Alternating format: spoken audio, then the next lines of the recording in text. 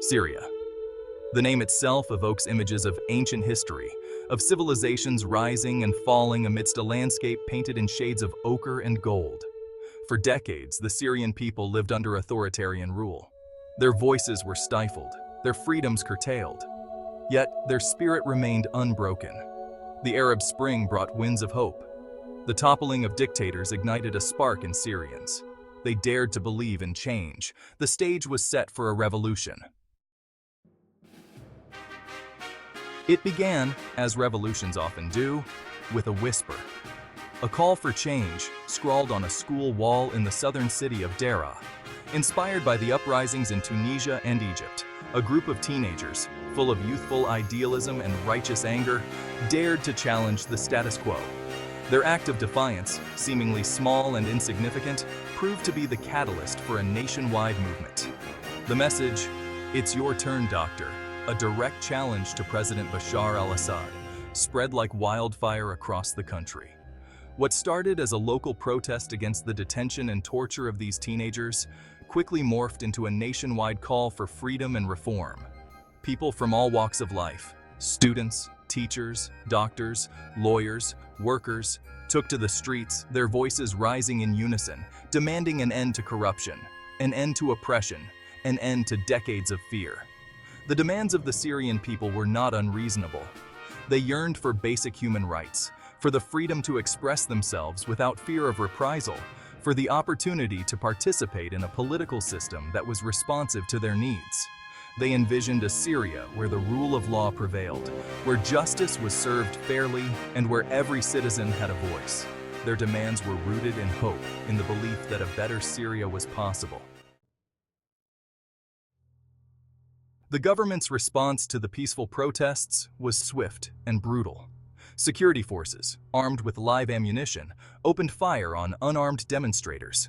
The world watched in horror as images of the violence, captured on mobile phones and uploaded to the internet, spread across the globe.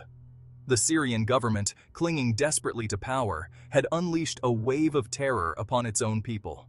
Peaceful protests were met with tanks and snipers. Towns and cities were besieged, their residents trapped under a hail of bombs and bullets. Places of worship, once sanctuaries of peace, became targets. Hospitals, symbols of hope and healing, were bombed and shelled. The regime's message was clear: dissent would not be tolerated. The crackdown backfired spectacularly. The violence, far from quelling the protests, only served to fuel the flames of resistance. The Syrian people, having tasted the possibility of freedom, refused to be silenced. They had stared down the barrel of the regime's guns and emerged more determined than ever to fight for their rights. The revolution, once defined by peaceful demonstrations and calls for reform, had reached a turning point. It was now a fight for survival, a struggle for the very soul of Syria. Faces of courage, stories from the front lines. The Syrian Revolution is not an abstract concept, a distant conflict playing out on television screens. It is a human story, a tapestry woven from the threads of countless individual lives forever altered by the conflict. There is Amina, a young woman who traded her medical textbooks for first aid kits, tending to the wounded in makeshift hospitals under constant threat of bombardment. Then there's Khalid, a teacher who turned citizen journalist, risking his life to document the atrocities and share the stories of his people with the world. And let's not forget Abu Omar, a former shopkeeper who took up arms to defend his community, his heart heavy with the impossible choices thrust upon him. These are just a few of the countless faces of courage, resilience, and unwavering hope that have come to define the Syrian Revolution. They are the doctors, nurses, teachers, students, artists, and everyday heroes who have risked everything for the slimmest chance at building a better future for their nation. Their stories, often untold and unheard, are a testament to the indomitable spirit of the Syrian people, a beacon of hope amidst the darkness of war. The world watches, a fractured response. As the Syrian Revolution descended into a brutal civil war, the international community's response was a study in contradictions.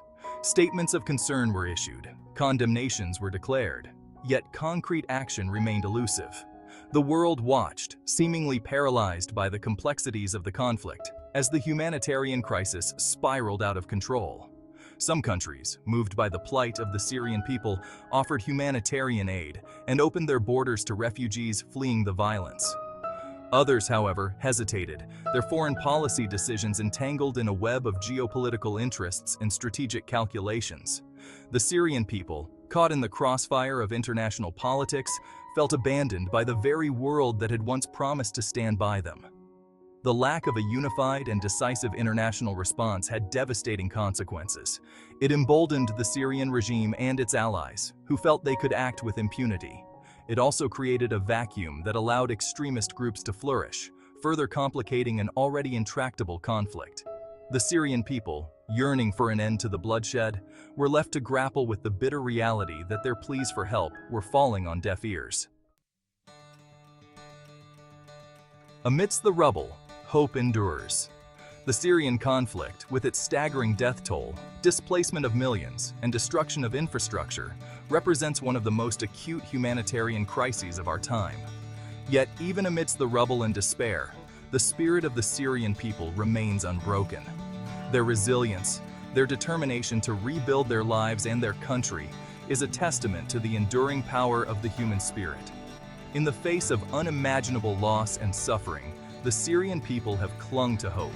They have organized local councils, established makeshift schools and hospitals, and created networks of support for the displaced and vulnerable.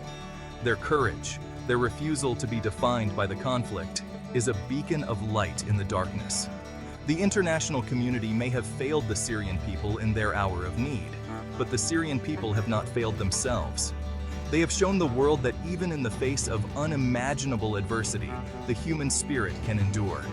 Their resilience is a testament to the power of hope, a reminder that even in the darkest of times, the human capacity for compassion, for solidarity, and for rebuilding can never be extinguished.